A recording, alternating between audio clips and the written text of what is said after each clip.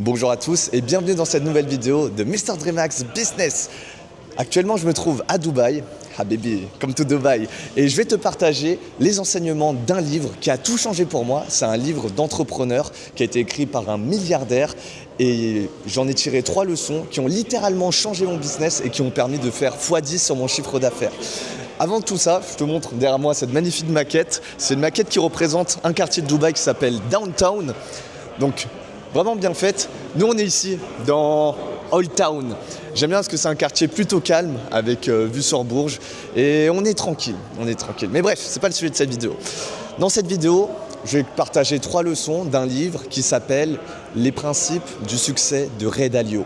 C'est un livre, si tu ne l'as pas lu, je t'invite fortement à le lire. C'est un livre qui peut littéralement changer ton business et qui te permet de devenir, je dirais pas milliardaire, mais au moins millionnaire, parce que les principes qui ont été donnés sont des principes universels que tu dois appliquer dans ton business, peu importe ton niveau. Le premier principe qui m'a vraiment transformé quand j'ai lu ça, c'était ne réinvente pas la roue. On ne réinvente pas la roue et on met pas de bâton dedans. Parce que quand j'ai commencé le business, si tu veux, moi je voulais être un original, je voulais changer l'humanité, je voulais marquer l'histoire et je voulais faire un truc que personne n'avait fait avant. Et donc du coup, je me suis dit, vas-y, je vais faire un produit numérique, je vais faire une formation, mais pas de n'importe quelle manière, je vais faire la meilleure formation possible. D'ailleurs, au niveau du marketing, je vais mettre des chiffres ronds. Ensuite, je ne vais pas faire de timer parce que les timers, c'est pas fait pour moi. Moi, j'ai envie de faire un truc original. Et en voulant innover, en réalité, ça fait des mois que je prépare le produit. Je me dis, ça va être le meilleur produit du marché, ça n'existe nulle part ailleurs. Et donc, j'innove.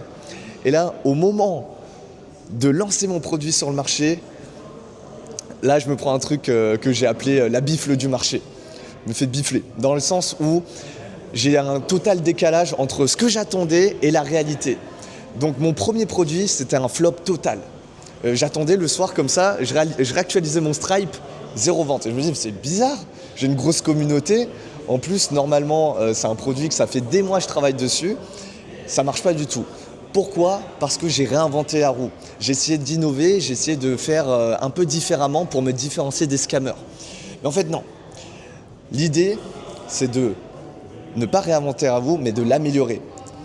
Et pour ça, du coup, j'ai dû tout réapprendre le code des marketing, j'ai dû tout réapprendre les techniques des scammers, de pourquoi ils utilisaient le technique marketing, etc. Mais bien sûr, on apprend des autres, mais on fait un très très bon produit. Autre principe, c'est de satisfaire les clients. Ça, c'est la base. En fait, c'est un bon produit. Ton produit, ça devient du marketing. Mais bref, il ne faut pas réinventer la roue. Donc, on reprend les techniques marketing qui marchent déjà. Et si ça ne marche pas, c'est que tu es à côté de la plaque et le marché a toujours raison. Et si tu n'as pas de concurrent, demande-toi pourquoi. Parce que souvent on se dit, ouais, t'as l'océan bleu, t'as l'océan rouge, et on se dit, l'océan bleu, vu qu'il n'y a personne, il n'y a pas de concurrent, on va se faire une place. C'est beaucoup plus facile de rentrer dans un océan bleu.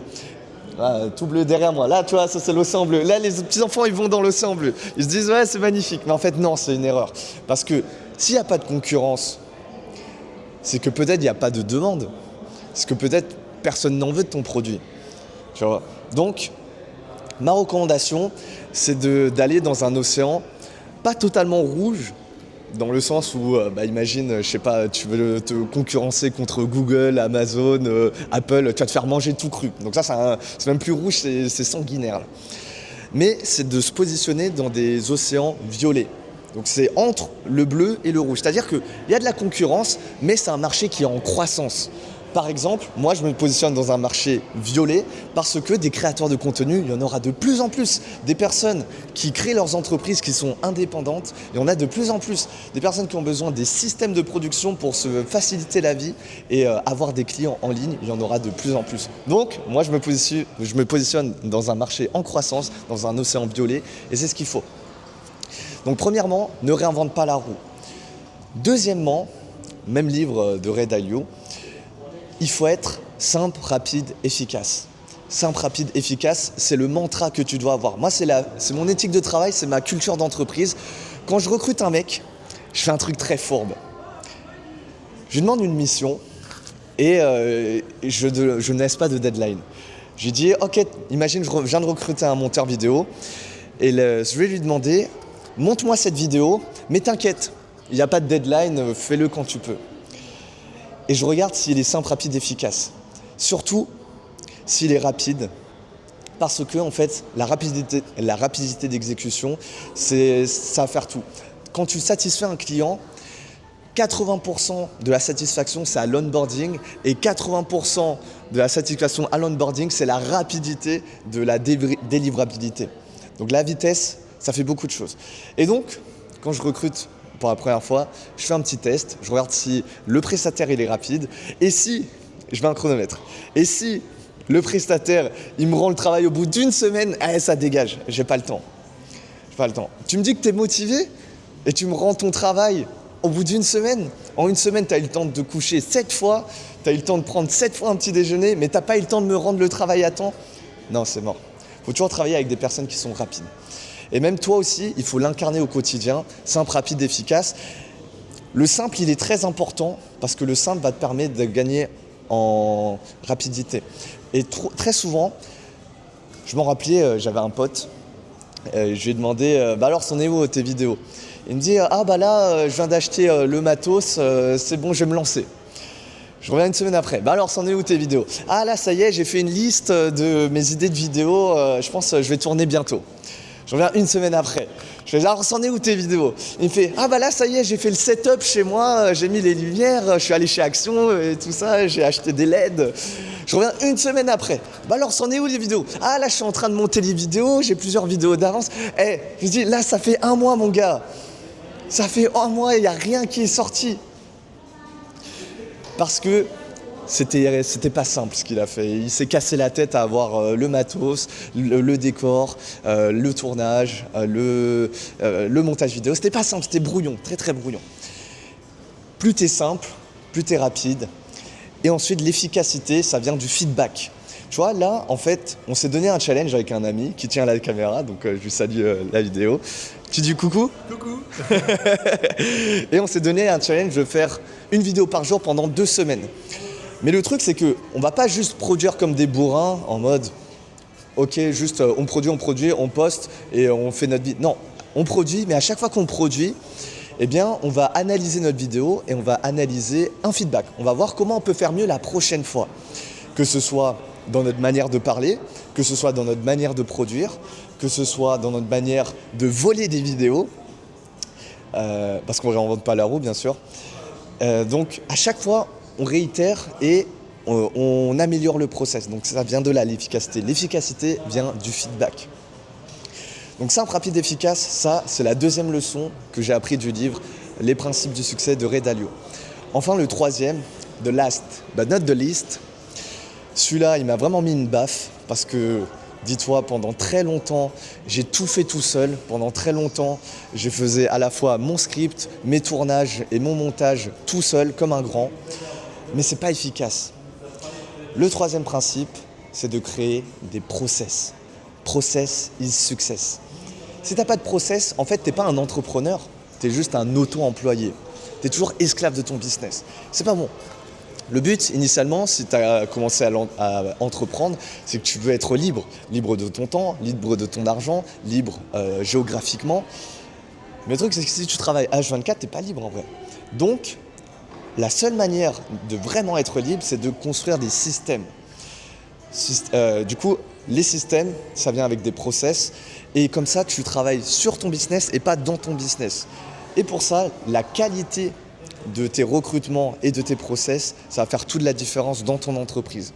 Très souvent les débutants, les gens ils font l'erreur de, quand ils commencent à gagner un petit peu d'argent, ils le dépensent dans du lifestyle. Mais non, il faut le réinvestir dans ton entreprise, il faut le réinvestir dans des personnes. On se demande souvent pourquoi en France on est autant taxé. Pourquoi on est taxé à 50%, 75%?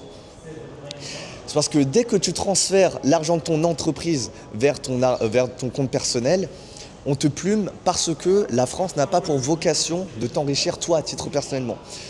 La France a pour vocation de créer de l'emploi. Donc, quand tu gagnes de l'argent avec ton entreprise, ce qu'il faut faire, c'est réinvestir dans ton entreprise en recrutant.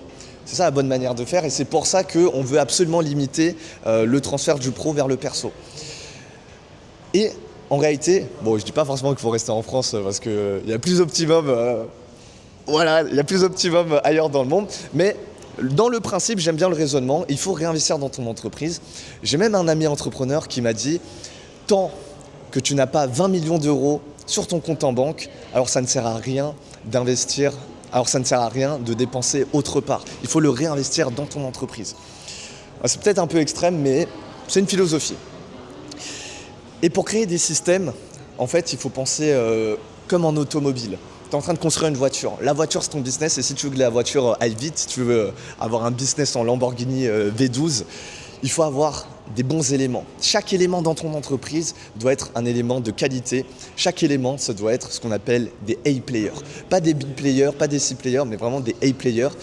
Parce qu'en fait, dans le recrutement, tout ce que tu ne payes pas cher, tu finis par le payer cher. Je me rappelle, moi, j'ai perdu des cheveux à cause des monteurs vidéo, littéralement. À force de leur dire quoi faire, comment. Et c'était des petits jeunes, ils étaient très motivés, ils prenaient pas très cher. Et moi, à l'époque, je me suis dit, ah bah génial, je vais faire des économies sur des monteurs. Mais au final, pas de la bonne qualité. Et j'ai trouvé un bon monteur vidéo, un A-player. Maintenant, ça fait plus de 3 ans qu'on travaille ensemble. Et chacune des vidéos YouTube sur ma chaîne principale, Mr Dreamax, c'est 300 € le montage vidéo. Et donc, je sors 4 vidéos par mois à peu près, ce qui fait 1200 vidéos directes dans sa poche. Donc vraiment, il ne faut pas hésiter à mieux recruter et à mieux payer les personnes qui font du bon boulot. Et toujours, principe premier du recrutement, c'est tout est question de rendement. Si tu payes un mec 1 €, faut qu'il t'en rapporte au moins 2. Bon, peut-être pas en ratio x2, mais l'idée c'est qu'il te rapporte plus que ce que tu le payes. Tout est question de rentabilité et c'est que du business. Si tu vires un mec, moi j'ai déjà sorti cette phrase, désolé à tous ceux que j'ai virés, mais si tu vires un mec, c'est désolé, ça n'a rien de personnel, c'est que du business. En mode, je sais plus qui dit ça dans Le Parrain, il me semble. Ou non, c'était pas Le Parrain, c'était dans un autre film. Avec Tony Montana, voilà, c'est ça, exactement. Ça n'a rien de personnel, c'est que du business. Et bien quand tu crées des process, ça n'a rien de personnel, c'est que du business. Tu choisis les bons éléments. S'il y a un élément que tu as envie d'améliorer, que tu as envie de remplacer ou que tu as envie de supprimer, et ben ça dégage de l'entreprise. Mentalité entrepreneur, mentalité Tony Montana. Bref, quoi qu'il en soit, c'était les 3 principes qui sont universels. Donc si je résume, le premier, c'est on ne réinvente pas la roue, on ne met pas de bâton dedans, mais on l'améliore. Le deuxième principe, c'est simple, rapide, efficace. Et le troisième principe, c'est process is success.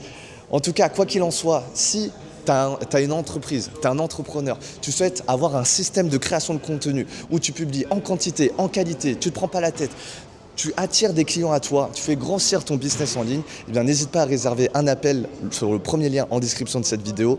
C'était Mr Dreamax. Si tu as aimé cette vidéo, tu peux regarder ma précédente vidéo juste ici. Et n'oublie jamais, c'est l'effort qui crée l'effort.